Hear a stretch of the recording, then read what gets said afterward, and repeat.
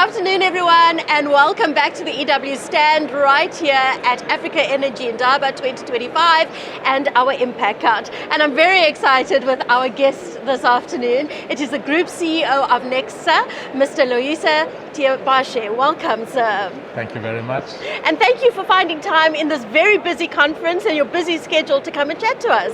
Certainly, it is one of those prestigious moments that we come talk about collaboration and how we can take skills forward. Absolutely. So nuclear skills are very important, particularly in this energy transition, and nuclear is still very much part of our energy mix according to the IRP 2030. So where do you see the energy skills going, and what do we need in the country to drive nuclear as a form of energy generation forward? I believe that as we talk about skills, we need to decide first and foremost skills for what. You've mentioned the transition. Maybe it's important to also say, when we talk about the energy transition, where are we transitioning from and where are we going? And that will tell us the kind of skills to take us through the transition and to our destination. Africa is a continent, very important to state that, and it was well stated in the morning yesterday, the opening ceremony at the Africa Energy Indaba yesterday, that Africa has got about 43% of its people without electricity. So it is very important to note that the continent itself is migrating from a energy poverty state to energy affluence before we can talk about anything else. So as we move in that direction, it is important to note that different countries are facing different dynamics. For example, South Africa is currently electrified to just above 85%, I believe. And its state of energy transition is slightly different to the rest of the continent. So where we are right now, we also need to think about that. What do different countries need? But if I take it back home to South Africa, is that we've noted the energy deficit we do experience in terms of the generation capacity that is low, and we need to make sure that the skills that we develop can help us with first and foremost energy security to take our country forward. And secondly, as we decarbonize our industry, we also need to have skills that will take us through that decarbonization journey. So my view is that if you look at nuclear speaks at the heart of everything, that as we talk about the three important aspects of energy, which is energy security, the environmental responsibility in the form of carbon emissions, as well as the affordability thereof.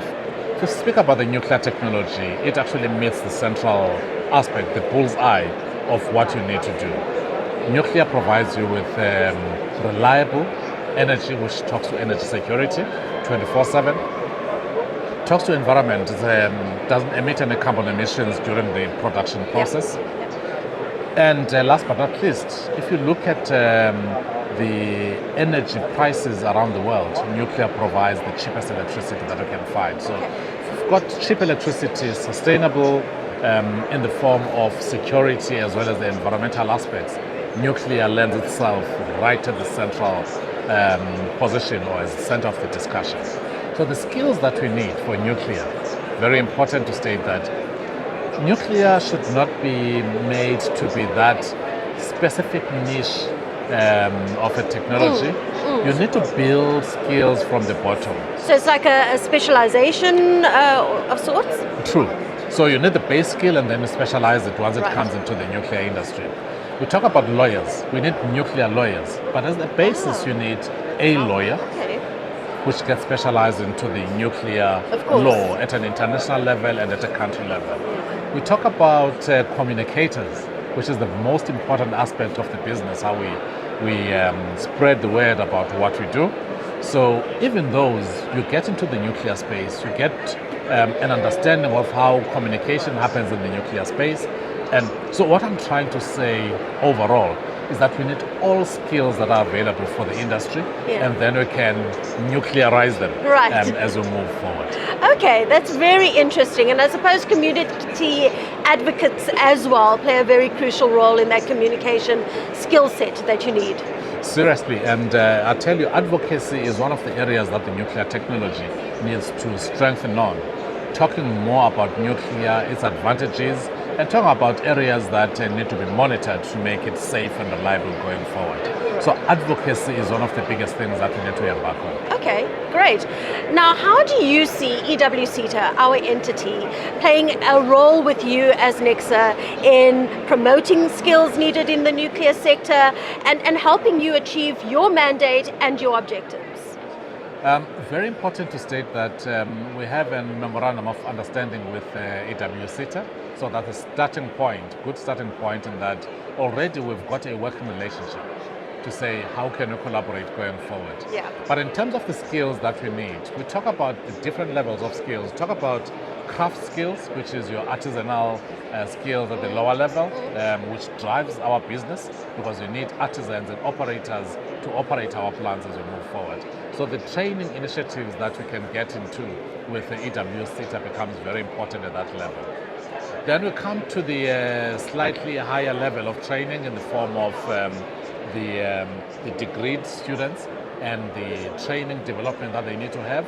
I believe that we can partner in that regard and help university students migrate from theoretical knowledge in the classroom to practical knowledge, because you really need to take people through the ranks.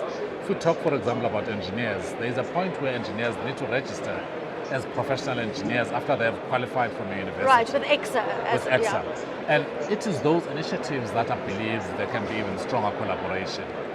Because of the technical nature of the nuclear business also, there is the doctorate and the postdoc level, where I believe there is also a role that EWSETA can play in getting those high-end skills that we need. For so funding your high-level skills bursaries as an example. High-level skills, yeah. Indeed. Yeah. But I think most importantly, in all different levels, we're also talking about leadership skills.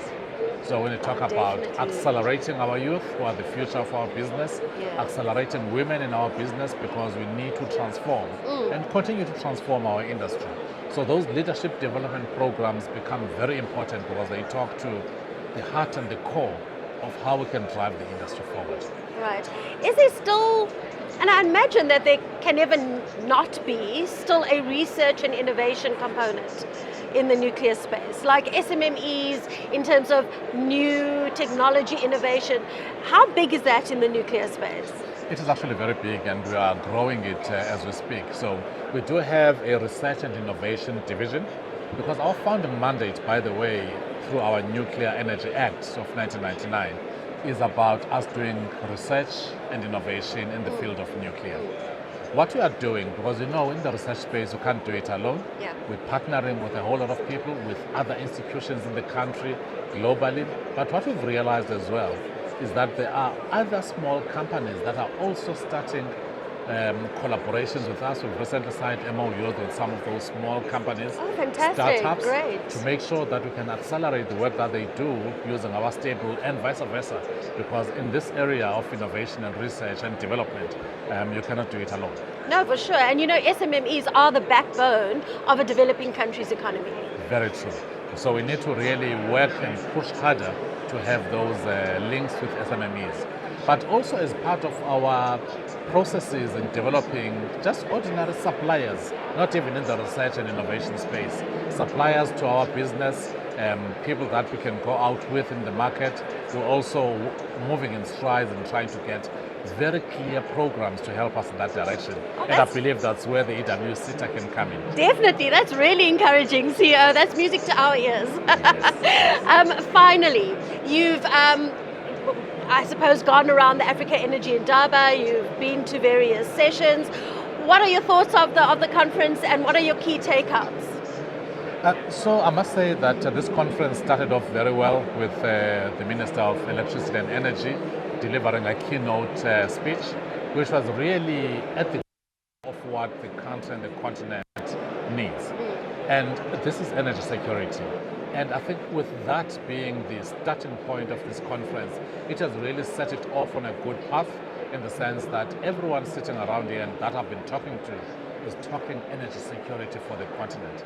And I believe that with that view in mind, we'll make sure that we move the country forward, accelerate whatever initiatives that we're doing, because it's an energy indaba, that it stops being just an indaba. Yeah. Out of here, it becomes action, and we really need to come back the following year with clear things that we can say we've done A, B, and C, and this is moving us in the right trajectory. Fantastic. CEO, we look forward to sitting on this couch next year with you and telling our wonderful viewers exactly what we have done with EWSETA and Necsa together. We certainly will, and I'm sure we'll be able to show quite a few items and the mileage that we've gathered along the way. Fantastic. Thank you for your time this afternoon, and we look forward to further engagement. Thank you very much, and do take care. Wishing EWSETA all of the best. Thank you.